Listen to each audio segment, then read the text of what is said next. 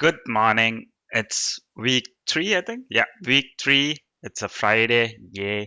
And this is another episode. This is episode 16 of a migrant's journey. Welcome, whoever is watching this live or replay or watching, again, binging on YouTube. Welcome to the show. Good morning, good afternoon, good evening, whichever time you're watching. But if you're watching this live, good morning. Thanks for joining us. We have 8 viewers live on LinkedIn. Good morning. Thanks for joining and thanks for all your support. As I said, this is the 16th episode. We have 15 awesome stories already. Please subscribe to my YouTube channel. If you can binge on them if you think it's binge worthy, or just scroll through them and watch the amazing stories. Coming to what this show is about, it's about migrant stories. When we think about migration to Australia, it's a dream come true for most people, but often the struggles of job search are not documented anywhere, or no one actually talks about it. So this is a space where I'll be sharing different struggles. People take months to get a job. Sometimes people get a job in a week or less than a month, and that's what you hear, and that's what you hope will happen to you. But often that's not the case. So that's what the agenda is today. So if you're watching this live, or if you're watching this on as a replay, please leave a comment on LinkedIn or YouTube. The more noise you make, the more people that will see this, the more helpful it will be for people, and the more happy it will make me. So please do leave a comment. Today, I have a special guest with me. Her name is Saman. She's a business analyst, and I think if you've binged on the previous episodes, she has come across a couple of episodes already. So let's go straight to her. Saman, good morning. Good morning, Vinesh. How Delighted to be here. Same here. So I'm sure a lot of people are already looking forward to your conversation today. At least I know Varsha is, if she's watching a live on this. Good morning, and thanks for your time on this show. And let's get straight into it before the fun stuff. Who are you, and what do you do? Yeah, sure. I'm a business analyst. I'm currently working at Service Line Solutions as a business analyst. Um, it's been about 1.5 years since I've been in this job and having a great time. I've been in Australia for just about 2 years. I will complete my 2 years end of July. Hmm. And yeah, I've had a great time so far. Yeah. So Saman has the honor of being my first coffee catch up. So she was once I started helping out people, she's the first person who asked me out for a coffee catch up, and I think we ended up having lunch, not a coffee. Yeah. So yeah. So she has a special place in my network, and then I think we met 2 years ago. Yeah, I think Yeah. it's been 2 years right now, and Yeah. we have gone beyond just a LinkedIn connection. I mean, that's a lesson I want to share as well. I mean, LinkedIn is just not for random connections. You can make good friends out of this as well. And she apparently bought a house right next to where I live right now, so we are technically neighbors. But last week we were divided by a postcode border. But now we are all on lockdown, so it doesn't matter. So let's get into serious stuff. Um, we- uh, let's go all the way to the beginning, Saman. Once you decided that you have to migrate, what preparation do you? I mean, this is before migrating. What preparations did you do? What homework did you do before migrating to Australia? Yeah, sure. So luckily, because my husband was already here, I didn't really have to worry about house or where I would live and stuff like that. So that was one um, tension that was off my head. Hmm. Uh, all I had to worry about was getting a job, finding a job. So the first thing I did was obviously update my LinkedIn profile, bring it up to date because I had only been in the same company for 6 years before I moved to Australia, which was also my first company. So I had Hmm. never bothered updating my LinkedIn profile, Yep. which I did then. What I also did was try to get an internal transfer into the same organization in the Australian counterpart, which went pretty well initially, but unfortunately, a project that was going to come through didn't eventually come through, and they couldn't bring me on board. But I was really looking forward that that would happen. Hmm. But that's all I had done before I moved here. Okay, so I think you were a bit more relaxed than most people because you had half things settled over here. The initial struggles is about how to find a home, how to Yeah. settle down here, new country, and stuff like that. So your husband Shiraz did half the homework, and that in that perspective. Now, once you landed here, how was the first few weeks or first few months like? I mean, it's different cultural wise. It's different, the way how things work. Not just job search. How was the first few weeks or first few months like? It was a very different experience, I would say. Hmm. Some good, some bad. Not really bad, but something new. There was a lot of new things for me to look forward to. The tram system in Australia. It took me a while to get my head around how it works and how everything is connected and how I use the PVT app and things like that. So that was good. And obviously, my husband was there to support me at every stage. So that really helped. Yep. In terms of job search, sorry, excuse me. Um, I obviously started off with LinkedIn and Seek, like how everybody else normally does, apply for jobs on these two platforms. And then my husband's friend told me about the concept of Meetup. Hmm. And I was like, okay, Hmm. this is new to me. And back then, nobody really, spoke about it, or I didn't know the importance of networking. So I said, okay, let me just try it out. Hmm. I'm sitting at home anyway. It would be a good outing for me, good platform or opportunity to meet new people. And that's how I started going in for some of these business analyst meetups.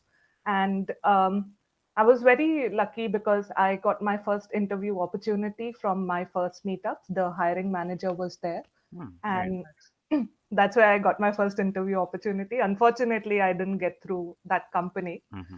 um, but I really understood the power of it, Hmm. and I continued going to meetups. And the second meetup I went to, I met a very kind person. His name is Damon Parker, who Hmm. offered to help me with my resume.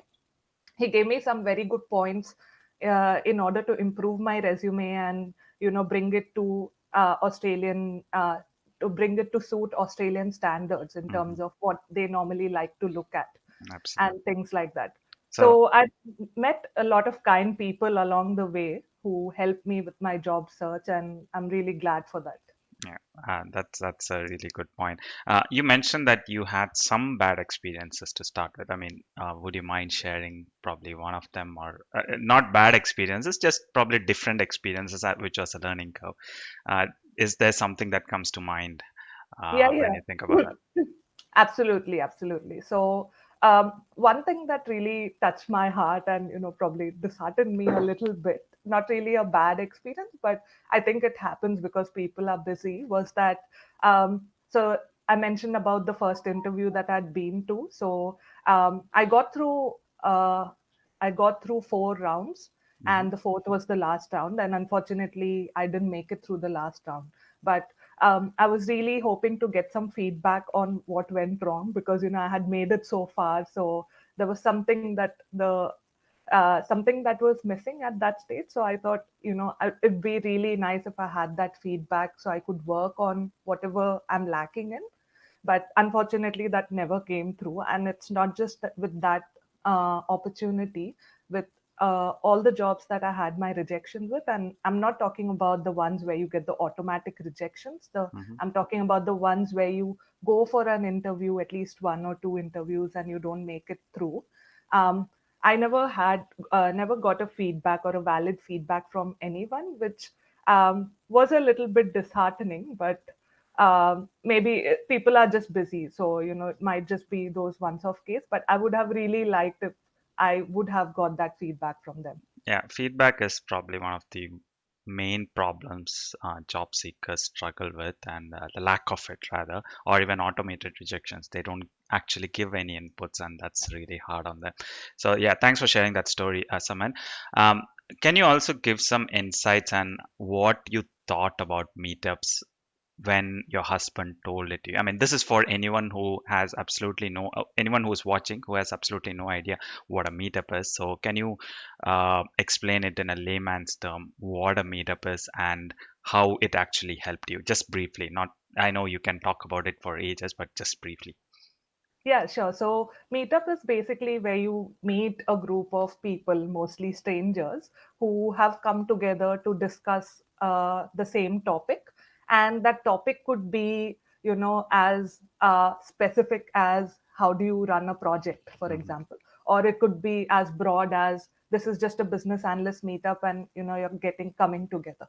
You also have meetups that are for leisure, like you might go on a night trek or something. So if you're interested, it's not just professional, it's also leisure and fun and pleasure, where you Hmm. just meet people over lunch, you know have a good lunch somewhere, try out a new restaurant. So there are meetups of all kinds. Yeah. For me, because I was, my main priority was to find a job. I looked for all the meetups that,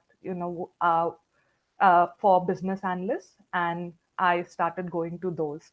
Now, even when I went to a meetup, the concept was so foreign to me. So it took me a while as well to get accustomed and adjusted to how it works in a meetup. Hmm. A tip that I developed, like just accidentally, was I figured that it's easier to gel and initiate and engage in conversations with people in the meetup when if you go early, because you're one of the first few there and there's a smaller group, and as people join in, it gets easier to make conversations rather than going into the group 15 minutes later, where people have already come together and have already started having their discussions. Then it gets a bit hard. So that's a tip that I developed, and I would try to follow it for all my meetups so that I get the most out of it. Absolutely. That's a really golden tip. And I actually share it, I think, for every meetup or every conversation that I have. So if someone asks me where did I get that tip from, someone is the source. That's where I got that tip from. Thanks for sharing that, Saman. Now let's get to your job search journey. I mean, I understand your job, the perspective of how your job search evolved over time. So how did you begin? I mean, what was your initial impression? Were you just applying online, and how did it kind of evolve later on? Yeah, so I was applying online, and initially it would just be a number game. So I would look at it would be my goal that I wake up every day. I look at 10 new profiles, and 10 is just a random number Mm, I'm giving, like whatever, how many ever possible, and just apply, apply, apply, mhm. because I thought the more the merrier, right? Yeah. But then I gradually realized the importance of a cover letter and personalizing your resume for each uh, job profile, because nobody has the time to look at your skills and them trying to match your skills to the job profile. Yeah. That's something you have to do. So I learned that, in a couple of days, a couple of months, and that's a gradual shift I made.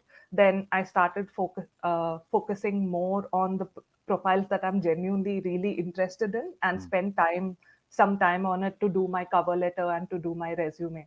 mm. Um, and obviously, alongside, I would also go to these networking events and try to talk to as many people as you can.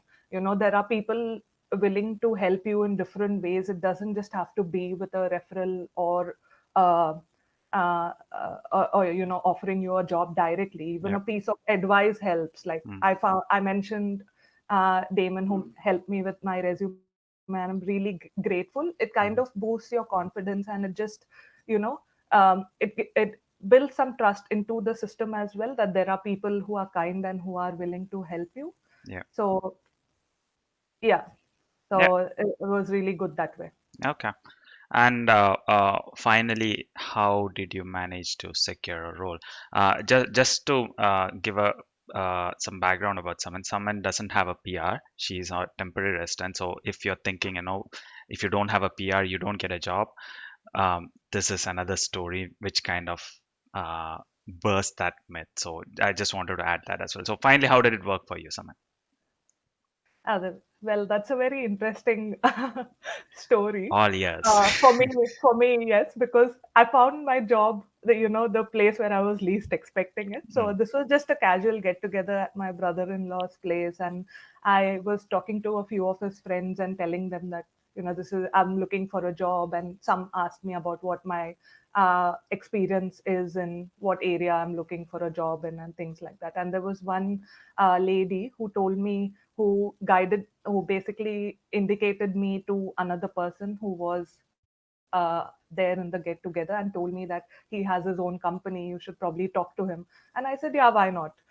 What am I to lose, So I went up to him and I initiated a conversation, and we spoke for just like 5-10 minutes. And then he said to me that just because it was a startup, they were willing to, just try me on a volunteer basis. So he said, yeah, just come in the next week. And I went in and I worked there for a couple of weeks on a volunteer basis, and then they offered me a job. Mm. So so he said he didn't want to go via the traditional method of interviewing me, but see me on the job. And that would also give me an opportunity to see if I like the job. And it worked out well for both of us. And he eventually offered me a job. And that's where I am today. That's very interesting, Saman. I mean, Yeah. two things out of there. That conversation happened in a party. You Yeah. didn't mention party exclusively, but it was a party. So that's a lesson. I mean, you never know where you meet that person, or your intention should always be to build connections. Second thing there is, I had my meetup yesterday. I mean, the monthly meetup that I do, and a few questions that I got is, can experienced people get internships or volunteer work in technical skills? And you absolutely shared a story. Uh, it's all again, it's all about knowing people and knowing the connection. So if you go approach startups like this, they'd be ready, say, come and work for 2 weeks and see how things go. I mean, it's in the end, it's extra helping hands for them. And if you can prove yourself, you might get a job, no guarantees, you might get a job. And that's how things just evolve around what things happen over here. So thank you so much for sharing that story, Saman. Just a reminder to whoever is watching this live, please do make noise. I know I keep saying this, but unless you make some noise, more people won't see it. So it's just like a party. If you make more noise, more people will come to it. So please do make some noise. Now, after securing your first role, I mean, you are one of my go-to guys for any BA analyst help. Whenever some BAs ask me for help, I'd say, if you need any technical help, connect to you, someone. So you have talked to a lot of people who have probably recently migrated and trying to get their first job as a BA over here. Um, what common mistakes do you see them doing, or what is one advice that you'd give to migrants or even international students to get their foot in over here? Um, I'm not sure about what common mistakes they would be doing, Mhm. because people of different profiles have reached out to me to help with. But um, what I would say is that, if you're somebody who's looking for a job change into a BA role, Mhm. it would be really nice for you to do one of those certifications of a BA, just to understand what the role of a BA is. Because, Mhm. everybody tends to simplify the role of a BA, but it's not that simple in Yeah. reality. So, for you to truly understand what the role of a BA is, I think for people who are doing a career shift from a different role into a BA role, I suggest that they do a certification, not to, that might eventually help them, help, shortlisting their profile in an interview. But I don't suggest it for that reason. I suggest it so they learn and it builds your own confidence of being a BA. Mhm. Um, yeah, and the other thing I think is, uh, while I say that being a BA is not that simple, it's also not that simple to demonstrate your skills, because it's not something technical where you just give an exam and you get like 100 on 100 and people think that you're the best Mm. BA in the world. It's not that simple. So you need to improve, in your on your interpersonal skills as well. And again, I go back to networking is a great way to do it, especially for migrants who are not comfortable talking to strangers, who are socially awkward. I think it can help you in two ways. One is you find people, who could eventually advise you, help you with your job search journey. and it could also, on the other hand, help you improve your social skills and get comfortable with people of different from different parts of the world, because essentially that will be core to your role Mm. once you do get a job in Yeah. Australia. Yeah, absolutely. So I think a lot of people make that same mistake as well, especially BA is a very generic term. I mean, there are different kinds of BA, and if you just go with a say, hey, I want to be a BA, what can I do? I mean, there is no one set way to do it. Certification, yes, is a good way to understand what the BA terms are. It's not a means to add in your resume and immediately you'll get a call. No, that it doesn't work that way. It's just for you to upskill and understand. I think there are a lot of BA meetups. I think there was a meetup called What Do BAs Do, which is a very basic level meetup, which gives some insights into that world. So that's another thing. uh, and absolutely good point on interpersonal. So just a curious question: do you think interpersonal skills matter a bit more than your technical skills over here in Australia? Yeah, I think so. I genuinely believe so, and it's not just for my profile. I feel that's true for all kind of profiles, in an organization here, because um, I think Australians really like people who talk well and Yeah, who can make conversations. yeah. And I think you've mentioned a couple of times, and you always reiterate the importance of behavioral questions in Hmm. an interview. So more than technical, behavioral questions is what people give emphasis on and weightage on even while employing you, because technical skills is something that you can learn even on the job, or you can be trained to develop, but behavioral or interpersonal skills are something that comes naturally to you. Yeah. So Yeah, that's very important. There is a major shift in the way how interviews are done in other countries and Australia, especially in Asian countries and Australia. For example, we being from India, it's very technical. All interviews are very technical. They take a paper, write code, and stuff like that. But here, mostly the focus is on behavioral questions. So you have to be prepared for that, and you have to be prepared for what sort of culture is out there. And talking to people is one uh, good way and probably the best way to get yourself confident on that. Again, thanks for sharing that, Saman. Finally, some good words about me. I mean, we met probably when I was just beginning to help people and when I was just establishing myself on helping migrants. So the me or the version of me that we met first is probably not what you see on screen today. I've evolved a lot. We both evolved a lot. So you've been part of my first meetup. And that bunch, you were the superstar of that yeah, meetup because you just secured a role and you came there to share your story, and everyone was kind of crowding around you to get inputs. So you were the superstar of that one, and I think you attended one meetup recently as well. So it has evolved a yeah. lot. What are your thoughts on this? And by the way, I had my meetup yesterday, it was an absolutely brilliant experience. It was an online event, same format, but wonderful feedback coming out of it and a lot of inputs as well. So coming back to you, Saman, sorry about getting saying a lot more things about myself. I tend to get lost over there. So coming to those meetups, what did you think about the environment? Say if a new migrant comes into the country and if they don't know what's going around, what can this meetup do to them? Yeah, sure. Before I talk about your meetup, I also just want to, briefly talk about my interaction with you even before the meetup, right? So, Mm. I think that was a really, I would say you are my first LinkedIn friend in Australia, and I had some very good conversations with you even before I came to your meetup, and we, bonded over Bangalore, the traffic in Bangalore, and a lot of those things. And I still remember our conversation so vividly when we first had our first catch up. It was, I think I kept ranting about, what's happening in my life and my job search to you for almost an hour. So you are a very good listener, and you've always been. And that was, that really helped me, I think, just in building some confidence and having somebody there to hear you out and to help you in those matters, and who relates to you. So that was really good. That was on a Thank you. personal front with you.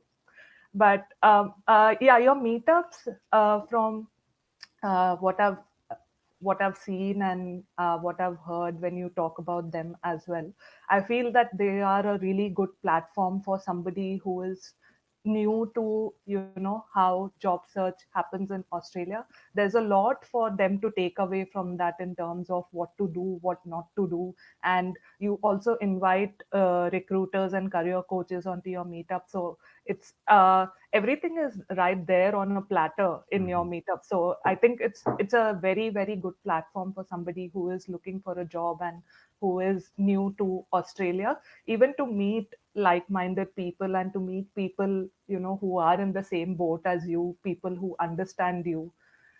So it's a very good platform in that sense. Thank you. Thank you so for that nice words, Saman. So, like I said, I met Saman 2 years back, and we are good friends today. We are kind of neighbors as well. So that's how LinkedIn connections can actually evolve, especially as a migrant when you have no one around who you know around you. These connections can turn valuable and how you go ahead with your career in Australia. So thank you so much for sharing your story, Saman. Was a wonderful story, a lot of golden tips. So if people want to reach out to you, what's the best way to do it? Yeah, you can reach out to me on LinkedIn. Please mention a note as to how you came to know about me so that, Yeah. uh, yeah, that really helps. So reiterating, please add a note when you're sending connections to someone and make it a general practice. If you're watching this, change your shift. Avoid the temptation to just click connect. Please do send a note. You can say it can be as simple as, "Hey, I watched your interview with Vinesh. I would like to connect with you." That's as simple as that is good enough. The reason is there's a lot of spammy connections going out there, and most people tend to just avoid. I mean, if there's no message, they just tend to avoid connecting. So that's one reason as well. So thank you so much, Saman. I hope the viewers will get a lot of value out of it. Please leave a comment if you have any questions for me or Saman. Please leave a comment or send us a direct message. Just a note: if you comment on LinkedIn Live, it might get lost. So if I don't reply to it, send me a message or even leave a message on YouTube, which I get a notification immediately, so that I'll reply to it. Also, do subscribe to my channel. Again, I'm saying YouTube stats show that 80% of my viewers are not subscribers, which is sad for me. I mean, I know it's not really important statistics for you, but it's sad for me. So please do hit the subscribe button as well. So thank you so much, Saman. Let's hopefully every one of you will have a good Friday, and I'll see you next week with another fresh 5 stories. Thank you, Saman. Sure. Thank you for having me, Vinesh. No worries at all.